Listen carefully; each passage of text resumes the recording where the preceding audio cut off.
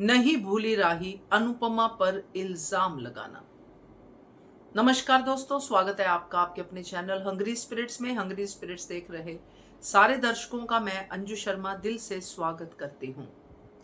Real life हो या reel life हो, हम सब ने बहुत बार देखा है, सुना है कि जब इंसान मौत के मुंह में होता है वो एक चीज तो जरूर करता है कि अपने पापों का प्रायश्चित, ना कि वहां पे भी वो दूसरों के पाप गिनवाता है, जैसे कि राही अपनी मां को कह रही थी।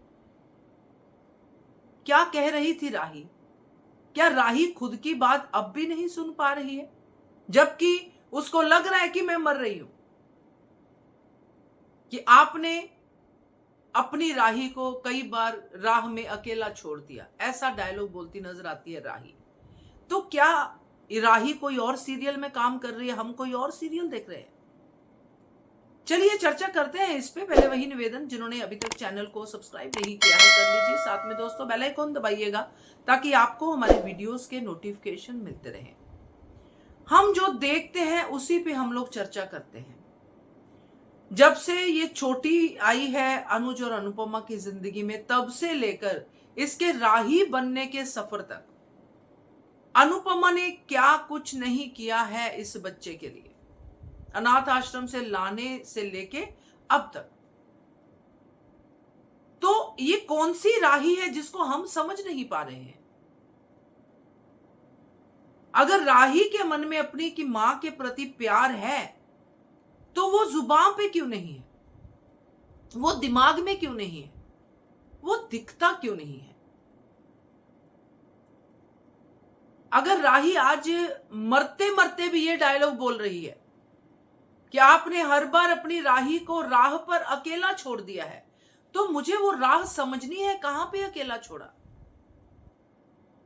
बचपन की बात को ले अगर, तो अकेला तो तब भी नहीं छोड़ा था, तुम्हारे पापा तुम्हारे साथ थे, अनुज तुम्हारे साथ था, हस्बैंड वाइफ का झगड़ा था जो होता है। आज राही या छोटी नहीं, कई ऐसे मासूम बच्चे हैं जो पति पत्नी के झगड़े को लेके सफर करते हैं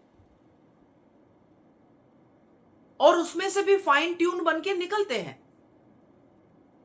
उसके बाद कब छोड़ा अनुपमा ने इसको अकेला?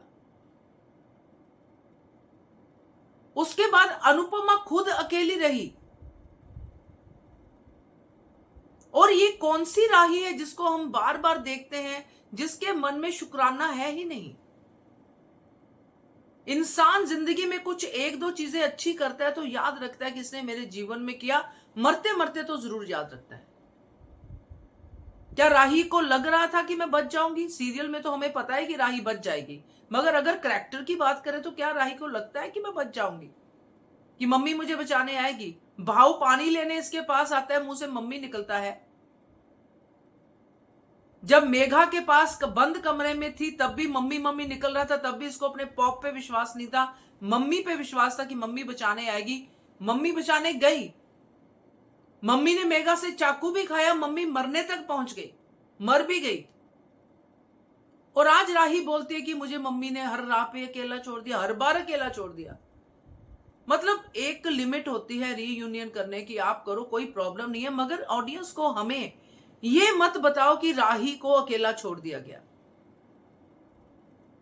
धक्के मारे राही, चाकू खाए अनुपमा, बेइज्जती करे राही, चुपचाप सहे अनुपमा। तो ये कौन सी राही जो है? अब राही डायलॉग बोलती है, ये डायलॉग है, बिल्कुल आपको मैं बता दूं, ये सिर्फ और सिर्फ डायलॉग है इमोशंस बनाने के लिए, मगर ये मेरे तो इमोशन नहीं बनते हैं, क्योंकि आपने हर बार अपनी राही को राह पर अकेला छोड़ दिया, राही को राह पर अकेला छोड़ दिया, ये डायलॉग है। क्योंकि अनुपमा किसी राही को नहीं जानती थी। अनुपमा ने एक छोटी सी बच्ची को अडॉप्ट किया था अनुज के साथ, उसको लेके आई थी, उसका नाम अनु था, छोटी अनु बन गई और फिर वो सबके दिल की रानी बन गई, सबके प्यारे बच्चों वाली उसमें लिस्ट में आ गई। फिर उसने अपने ही नाम से नफरत की और आद्या बन गई। अनुपमा को कहां पता था, एक नई लड़की उसके सामने खड़ी थी जो अनुज कहता था कि ये हमारी बेटी है या मेरी बेटी है। आद्या आ गई, फिर अनुपमा को मिली, फिर नए नाम से आ गई राही। तो अनुपमा ने तो तुझे राही कभी बनाया ही नहीं, तो खुद ही राह में भटकने वाली राही बन रही है बार बार भाग के, तो इसमें अनुपमा का क्या दोष?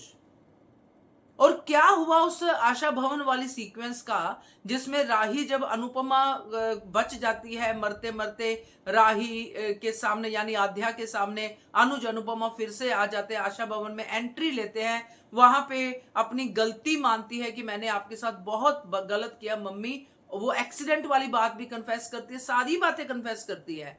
अब आपकी आध्या आपके साथ हमेशा खड़ी रहेगी, वो सारे वादे करती है। क्या तब भी इसको याद था और ये वादे झूठे थे?